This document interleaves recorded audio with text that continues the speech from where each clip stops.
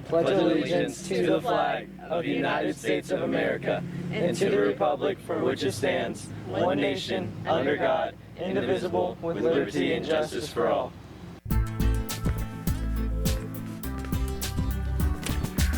Andrew, can I get Andrew down here?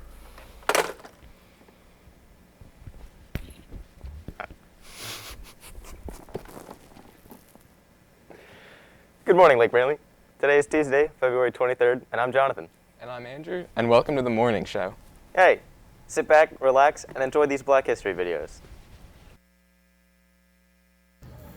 Medgar Evers was an American civil rights activist in Mississippi, the state's first field secretary for the NAACP, and a World War II veteran serving in the United States Army.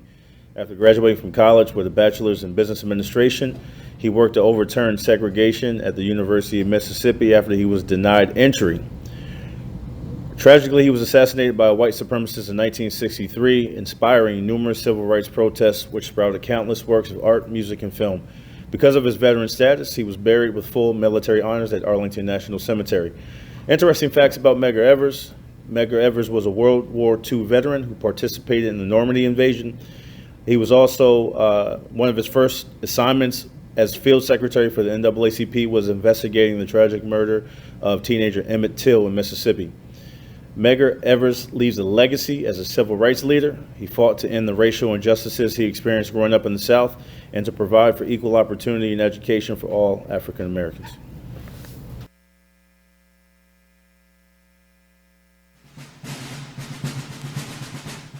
On July 30th, 1864, the 4th Division of the United States Colored Troops would be deployed to the front lines of the battle at Elliott Salient to support troops fighting in the Overland Campaign in Petersburg, Virginia. Little did they know, the battle would become the most notorious and talked about incidents in the Civil War. 2 weeks after Union forces arrived outside of Petersburg, Virginia, the battle lines of both sides had settled into a stalemate. Union General Ulysses S. Grant was reluctant to mount a frontal attack against well-fortified Confederate positions. By late June, his lines covered most of the eastern approaches to Petersburg. Grant's men sought a way to break the impasse. Colonel Henry Pleasants of the 48th Pennsylvania saw a way to end this stalemate by Petersburg. Pleasants proposed to dig a mine running from the Federal lines and under Elliott's Salient on the high ground within the Confederate line. A large gallery would be excavated and packed with black powder and ignited. This would blow a huge hole in the enemy line, opening a clear path to Petersburg. Pleasants began digging on June 25th, completing a 510-foot shaft within 3 weeks. By June 27th, the mine was packed with 8,000 pounds of gunpowder and ready to ignite. At the end of July, Grant authorized the explosion. Spearheading the attack was Ambrose Burnside's 9th Corps. Burnside planned to pass this leading division through the gap created by the explosion and have his troops turn north and south respectively, to widen the breach and clear the way. The 9th Corps commander chose Edward Ferrero's division of United States Colored Troops to spearhead the assault.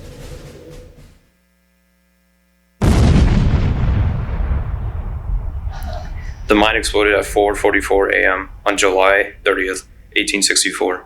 The result stunned anyone who witnessed it. When the dust settled, a crater 130 feet long, 60 feet wide, and 30 feet deep scarred the landscape where Elliott's Salient stood a moment before. A total of 352 Confederates were killed by the blast. The Federals, however, failed to widen the breach. Instead, many Yankee soldiers plunged into the crater. Confederate soldiers on either side of the crater recovered quickly from the initial shock and poured fire into the colored troops stuck in the crater. Eventually, the U.S. colored troops were fed into the fray, only to receive no quarter from the enemy. The crater was a debacle. Burnside was treated as a scapegoat and relieved the command, and Grant would have to find another way into Petersburg.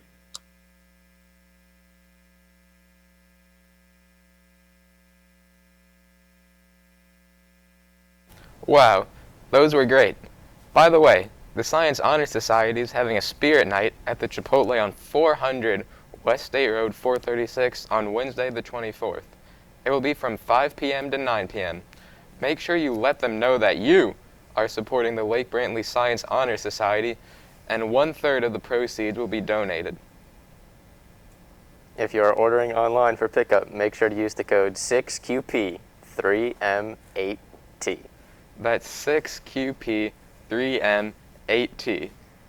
Speaking of 6QP3M8T, it's time for sports. No scores to report. However, there are 2 games to look forward to tonight.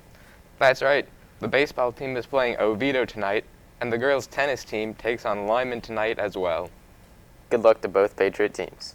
Well, that's all for sports, but we've still got more news to report.